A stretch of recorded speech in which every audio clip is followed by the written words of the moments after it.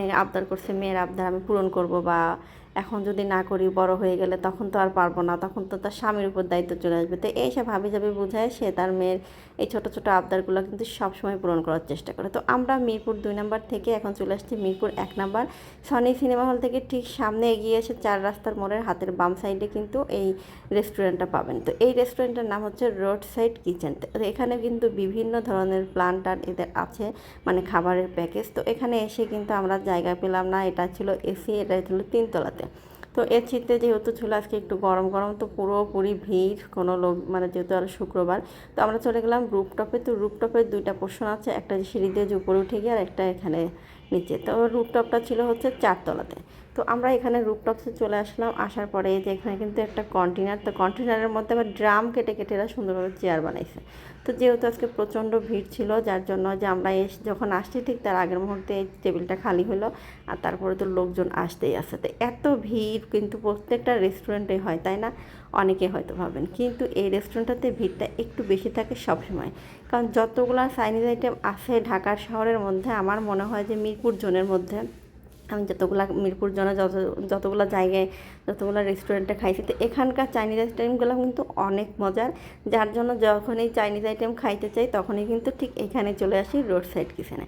আর এরকম বালতির মধ্যে করে যে চিকেন, মানে রাইসগুলো দিয়ে যায়, চিকেন ফ্রাইটা মনে হচ্ছে বালতি থেকে ঢেলে দিছে। আর এটা তো জোস একটা আইটেম, যে ডিম, একটা ডিম পোস্ট, তারপর হচ্ছে 2 রকমের চিকেন মশলা, একটা হচ্ছে খুবই লাইট একটা চিকেন, আর হচ্ছে এখানে আছে হচ্ছে স্প্রিং রোল আর মোমোস, সাথে আছে সস। আর ওটার মধ্যে একটা চিকেন যেহেতু আছে, আর আমার মেয়ের বাবা তো চিকেন খেতে পছন্দ করে দেখে সে চিকেনের একটা আইটেম নিয়ে নিল।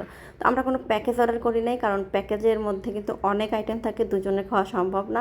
তো আমরা মার্জুক রাসেল ওই বালতি প্লান্টার যেটা, এটা অর্ডার করেছি। আর এটা হচ্ছে লাইলি মজনু প্লান্টারের মধ্যে থেকে একটা আলাদাভাবে এটা অর্ডার করেছি।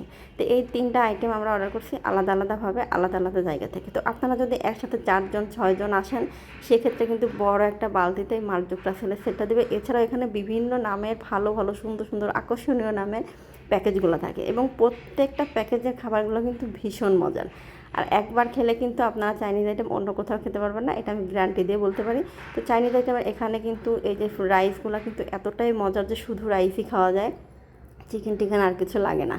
তো যেহেতু আমার স্প্রিং রোলটা ভীষণ পছন্দ, তো এখানে কয়েক আইটেমের প্যাকেজ করা থাকে দেখে আমি মাঝে মধ্যে এখানে এসেই খাই। সাথে যে ডিমের যে পোস্টটা, ওই ডিম পোস্ট তো বাসায়ও খাইতে পারি, এখন অনেকেই বলবেন, কিন্তু এখানে মানে সাজানোটা অনেক সুন্দর, এবং প্রত্যেকটা খাবারের আইটেম মানে টেস্টটাও ভীষণ সুন্দর।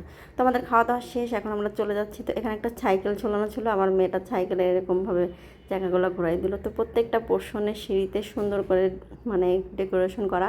তো সব মিলিয়ে রেস্টুরেন্টটা কিন্তু অনেক সুন্দর। তো এই রোড সাইড কিচেন কিন্তু ঢাকার মধ্যে আরও কয়েকটা শাখা করেছে, বসুন্ধরাতেও একটা আছে। তো আপনারা যে এরিয়াতে পাবেন সেখানেই চলে যাওয়ার চেষ্টা করবেন। আর মিরপুরে যারা আছেন তারা তো মিরপুরেরটা অবশ্যই ট্রাই করে দেখবেন।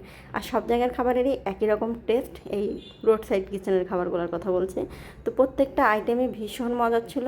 তো সবাই ভালো থাকবেন, আল্লাহ হাফেজ। আর যারা এখনও ওই রোড সাইড কিচেনে খান নাই, তারা একবার হলেও ট্রাই করে দেখবেন।